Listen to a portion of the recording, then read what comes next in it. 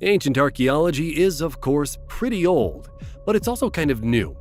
What do we mean by that? Well, new discoveries about our long-forgotten past are always cropping up, which in turn reshapes our ideas about what went on back then. Want to know more? Then here's our list of 7 new archaeological discoveries from this year. It's a dirty job digging sewers, the ultimate dirty job in fact. So it's great when a seemingly ordinary dig for maintenance purposes unearths true archaeological treasure. An ancient Egyptian temple has just been discovered by unsuspecting workmen in the Egyptian city of Tama, on the west bank of the Nile. Dating back just over 2,000 years, the temple existed under the reign of King Ptolemy IV. He ruled from 221 to 204 BC. At the time of writing, 2 main walls and the southwest corner of the impressive structure's remains have been found. There is emphasis on the god Hapi, who represented fertility and was believed to flood the river on a yearly basis. If you made this god angry, there'd be no crops. So no wonder Hapi was so important. Carvings of Hapi reportedly depict him accompanied by birds and other members of the animal kingdom who are presumably helping him deliver his offerings to the people of Egypt. We say him, but he could be a she, with Hapi thought to be androgynous in nature, as well as having blue skin. Speaking of color, the artistically minded King Ptolemy had a colorful history. In a nasty twist, he had his own mother, Berenice II, killed. Yes, he wasn't the best ruler Egypt could have had. When he died, this fact wasn't revealed to the public for a whole year. A trusted priest named Sosibius is said to have been the power behind the throne, which may have led to this bizarre cover-up. Still, we can forget about all the blood and carnage now and marvel at the architectural ingenuity of the pharaohs. The Middle East has a long and complex history, with Israel arguably one of its most complex countries.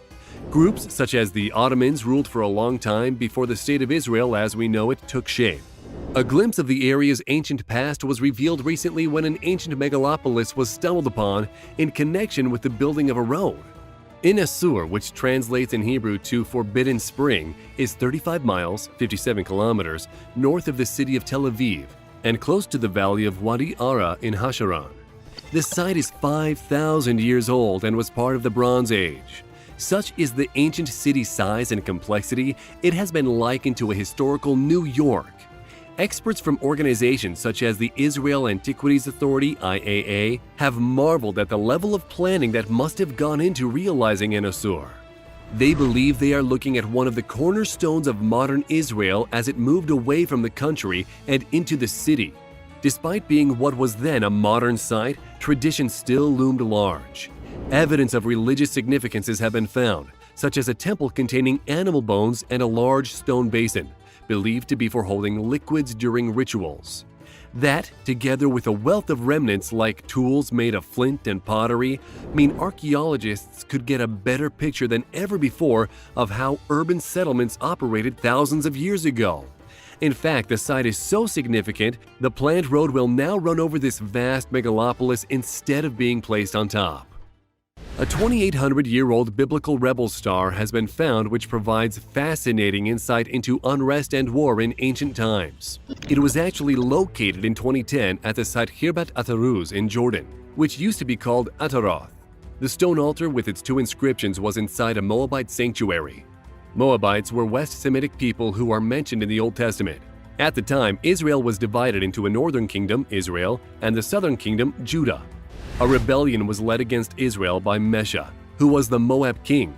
The Hebrew Bible relates how he became fed up with the high prince imposed on him by Israel, such as volunteering a tribute of no less than thousands of lambs every year.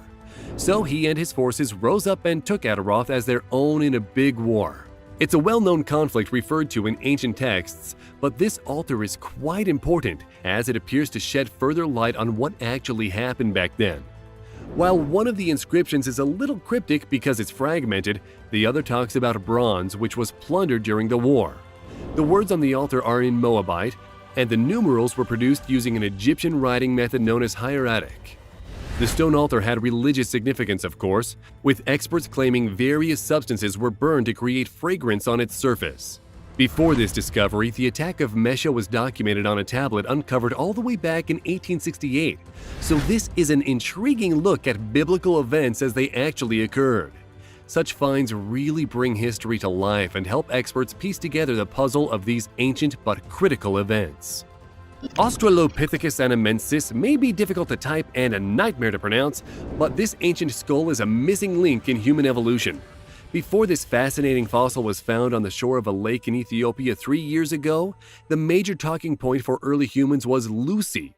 She was called that because the guys who dug her up in 1974 were Beatles fans and listened to Lucy in the Sky with Diamonds.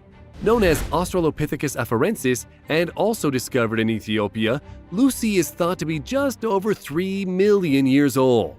Only 40% of her skeleton exists, but she taught experts a hell of a lot about how people developed, and she went on to inspire the Scarlett Johansson movie of 2014. As for this latest unearthing, it's the skull of a male which dates back 3.8 million years. Together they form a part of the Australopithecus group, which led to the branch of our evolution referred to as Homo.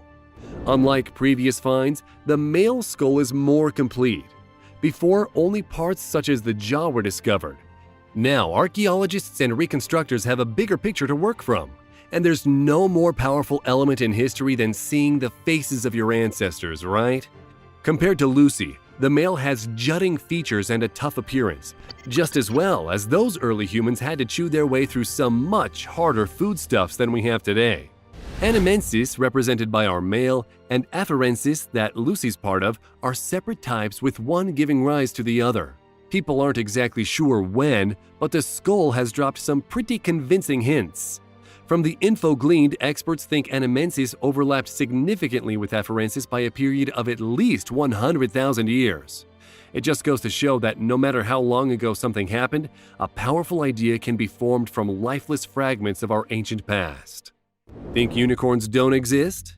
Well, according to one fossil, they just might. Though you'll have to work hard to get to our point. There was once a giant rhino roaming the grasslands of Eurasia thousands of years ago. It was referred to as Elasmotherium sibericum, or the Siberian unicorn. Why was it called a unicorn? Because it had an enormous horn right on its head.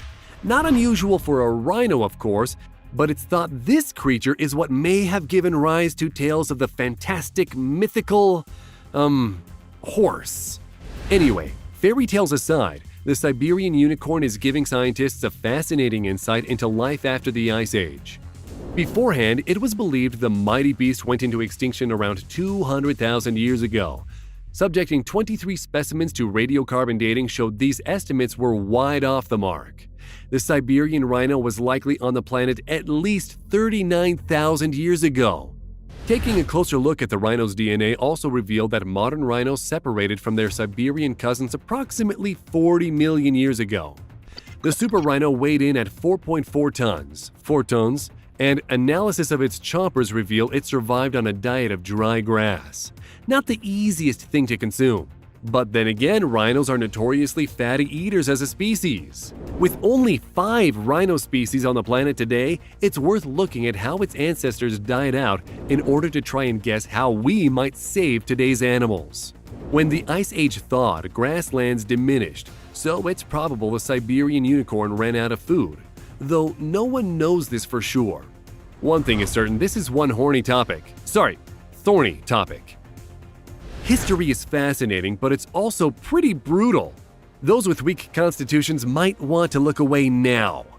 This 13th century mass grave in the Russian town of Yaroslav was discovered by archaeologists and excavated between 2005 and 2006. The grave, thought to date from 1238, was the gruesome handiwork of Genghis Khan's grandson, the Mongol Batu Khan, who tore through the country establishing what's known as his famous Golden Horde. Needless to say, but the victims here didn't die quietly. There were 9 so-called death pits containing an astonishing 3,000 bodies. Modern-day DNA techniques have helped scientists unlock the identities of these people who were so callously massacred and chucked into the earth. One of the finds was especially harrowing, being the corpses of 3 family members, a mother, daughter, and grandson. Analysis revealed they shared similar skull structures, and another aspect that linked them was they all had spina bifida, or problems with their spinal cord. Their teeth were interesting as they weren't in great condition. You might think this indicated they were poor, but far from it, it seems. This family consumed a fair amount of sugar, which demonstrates they were well off and part of a wealthy estate. The grave they were found in was a homestead inside a citadel, and the maggots told their own story. Experts concluded from the creepy crawlies that the bodies had been left outside for some weeks before finally being laid to rest. We're not sure why this happened, and to be honest, we don't want to. It sounds like something out of the X-Files, but believe us, this is all too real. A mysterious structure is to be found in the fortress of Narinkala in the Russian city of Derbent, which dates back to AD 300. Part of a dome visible from the surface is the only clue you'll have about this cross-shaped structure because it's buried underground for some reason. It goes down 36 feet, 11 meters, and is generally inaccessible. Not that experts don't want to get down there and check it out, but the fortress's status as a UNESCO Site of Cultural Heritage means they can't just go start digging. There's a lot of speculation as to what the structure is. Because of the cross shape, some have assumed a Christian church. Other theories include a temple and even a weird kind of water tank. Thankfully, there is one way to gain an overall picture of it, and that's using muon particles, a totally natural phenomenon. These are present in cosmic rays which fall earthward and collide with atoms in the atmosphere. Muons then break off and land on Earth, or to be more precise, they pass through objects. So if you measure them, you get an idea of what something underground might be, owing to the particles breaking up and decaying once they penetrate more solid objects. The same process was used to investigate the Great Pyramid of Giza. Muon detectors have given archaeologists an insight into the Russian cross, and the next stage is to use the info to generate a 3D model. After that, it's hoped the purpose of this ancient mystery will finally be revealed. While it's impossible to get a definite understanding of the whole of human history, experts can certainly get close with such an array of fascinating finds. If you liked the video, then click the subscribe button and turn on notifications, and you'll be the first to know when we release a new video. Thanks for watching, and we'll see you next time.